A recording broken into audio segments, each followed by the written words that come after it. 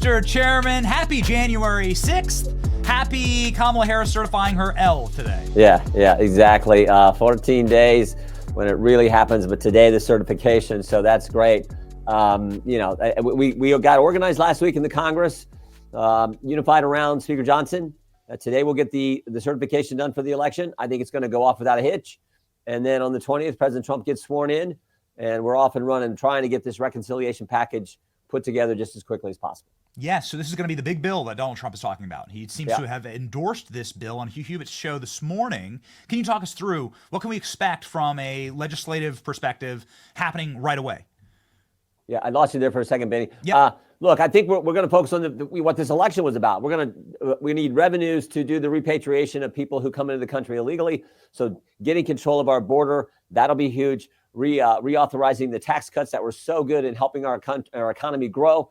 Some of the other tax cut promises President Trump made the American people, no tax on tips and the overtime issue, those kind of things. That'll all be part of this package. And look, I say this all the time. I think we make this job way too complicated. It's pretty basic. What'd you tell the voters you were going to do when you ran for it? If you get elected, go do what you said. We told them we would secure the border, reauthorize the tax cuts, get our economy growing so we would bring down the inflation and stop the weaponization of government against we the people. That's our mandate. That's what we got to get focused on. And we're gonna hit the ground running. Already doing that, planning and putting things together, but certainly on the 20th after President Trump is sworn in. We saw plenty of antics and grandstanding during the speakership race from the other side. Will we see that today in the certification of President Trump's win? I don't know, but frankly, if Congressman Raskin is consistent, he was pushing the 14th Amendment, trying to keep President Trump off the ballot, and said all kinds of things. If he doesn't push forward, I think that's a little bit interesting. But understand, they changed the law last Congress, and so it takes more members to sign on to object to actually even get to a debate about a respective state.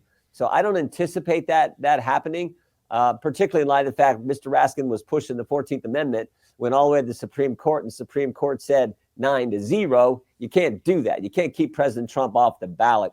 So I think it's going to go pretty smooth, which is great. Let's get on with getting President Trump in the White House and getting focused on the things that we told the voters we were going to do.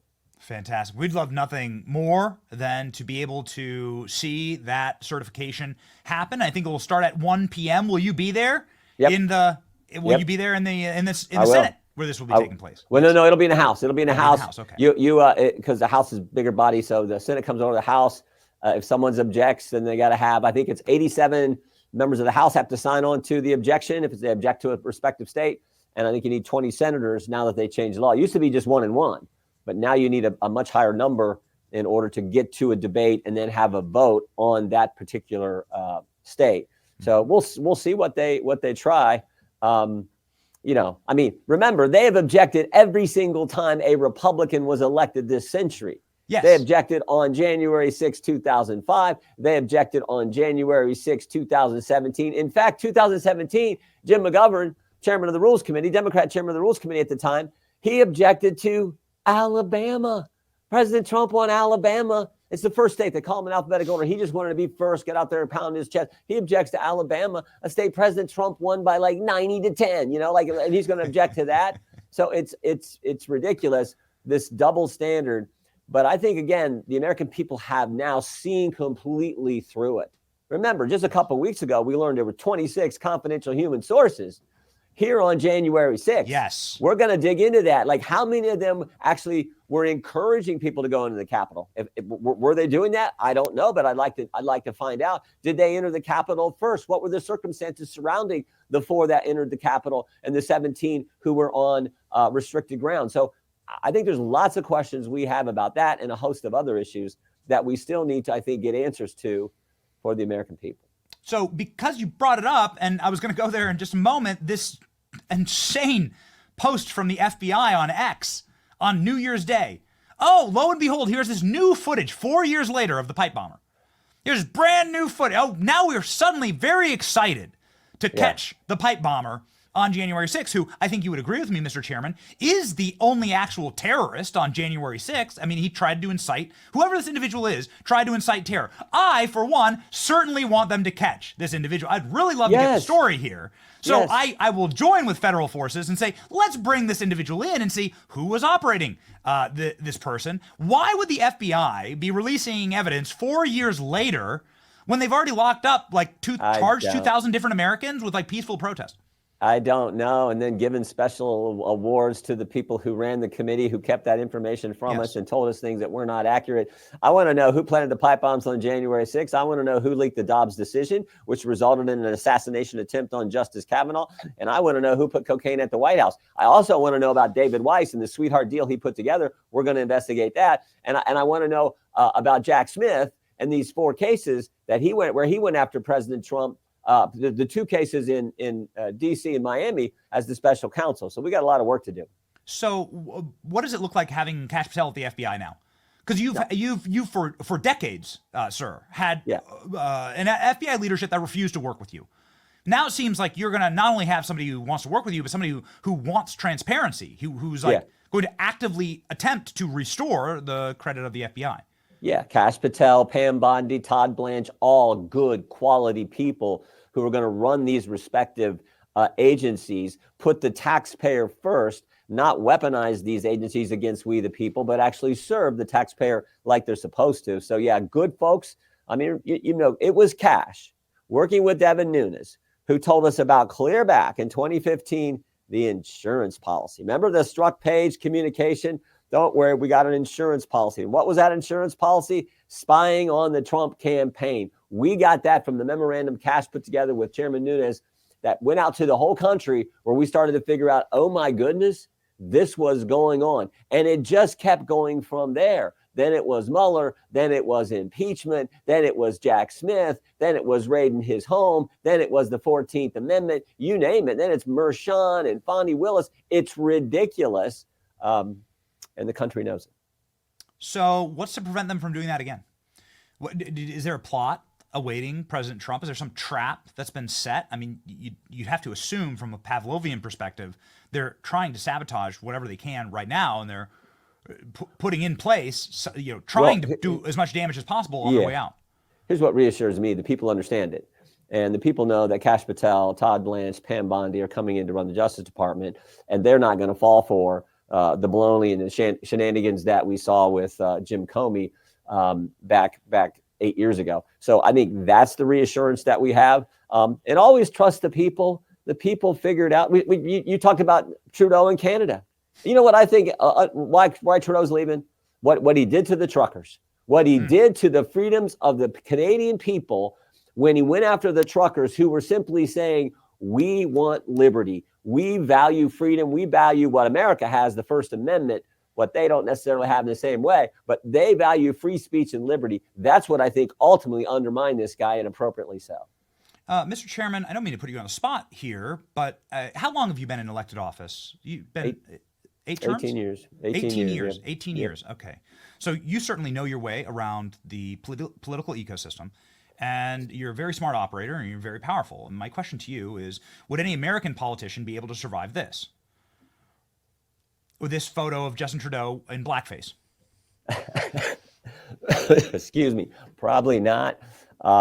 You know how the left operates. There's one set of standards if you're the left, another set if you're conservative and Republican or what have you. So probably not.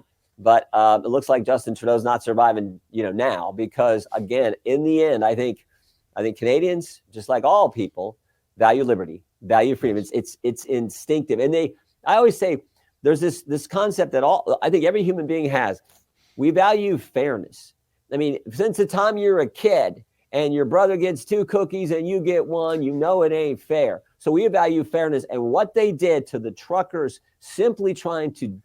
Do their living and speak out, was just so wrong, and it backfired on them. All that woke, crazy leftism. So Kamala Harris, you'll be in the same room as Kamala Harris today. That if everything were equal, if everything were actually fair, Kamala Harris would have been calling for Justin Trudeau's resignation as soon as she found out she was doing blackface, right? Clearly this is racist. Nonetheless, they embraced and loved on that guy until the very end. Kamala Harris will be certifying the L today. Maybe you get in an elevator and Kamala Harris is there. What do you say to her, Mr. Chairman? Oh, I think you always should be polite. Look, we know what we believe. We're going to stand up for our beliefs. We're going to push back on the left, but you always should be polite and thank Vice President Harris, formerly Senator Harris. Thank her for her service to the country. Who knows? She may try to come back and run. I think we beat her. Please. Whoever we put up, but could you please tell her to do that? Yeah, but I think you're always kind. And a final question for you on Liz Cheney. She's made quite a bit of news over the last 2 weeks, and there's been a lot to catch up on. But Liz Cheney has got an award from the White House, which seems like you're protesting a little too much. Got like the highest citizenship medal award from Joe Biden. And yet Liz Cheney is going to be facing some pretty tough questions in the upcoming GOP House. Donald Trump saying that she should go to prison for what she did on the January 6th committee. Can you give us some insight into what awaits Liz Cheney in the new GOP Congress? Well, I think we are gonna look into some inconsistencies, and that's I think putting it mildly. She talked about with Cassidy Hutchinson, things that she said Cassidy Hutchinson did would just do not square with the testimony. I mean, she said Cassidy Hutchinson wrote the note. It wasn't her that wrote the note. It was Eric Hirschman. She said Cassidy Hutchinson testified that someone come flying over the backseat, grabbed the steering wheel when the president did that. Didn't happen. And I know how many times they lied about me. They totally changed the punctuation in an email I forwarded. I didn't send it. I forwarded it from a lawyer here in town, former inspector general at the Department of Defense. He had written something based on the James Madison and what he had said in the Federalist Papers. I forwarded that to the White House. Oh my goodness, you would have think we were crazy. So when you have people who intentionally, deliberately mislead, it's just wrong. So and remember, this was the first committee that I'm aware of where there was no cross-examination element. Zero. That never happens in Congress. There's always the ability to cross-examine witnesses because it's a Proverbs, it says the first to present his case seems right until another one comes along and presents the facts. It's like, that's why we have cross-examination. So this was the first committee where they said, no, we're not going to do that. We're going to rig it. We're going to rig it so much. We're going to get Cassidy Hutchinson to change her story and play all these games. And once again, as I've said several times, the country saw through it. Yeah, the country saw through it, but it sure would be nice to have some type of punishment. For anyone from Jack Smith to Jay Bratt, who just resigned as well. Matthew Graves just resigned. It sure would be nice to have some type of punishment or some type of consequence for this. Especially what they put, my people I know, friends I have, what they put them through. Holy 4 years just putting people through, not caring about the facts. Just we're gonna go get our political enemies. That is BS. That is what is so wrong. When you mislead in a way like that, that is exactly when Scripture talks about not lying. When you mislead to harm someone and what you're saying is not true, that is as wrong as it gets. So, in a parting question here, can we look forward to criminal referrals from Congress, from this Congress? Can we look forward to Republicans actually putting the pedal to the metal and actually putting the paint on, right? Old wrestling metaphor. Can we look for a little bit of a pin or a headlock here from the Republican Congress? What I always say is we never take anything off the table, but we follow the facts and the evidence and where that takes us, and we're gonna continue to do that.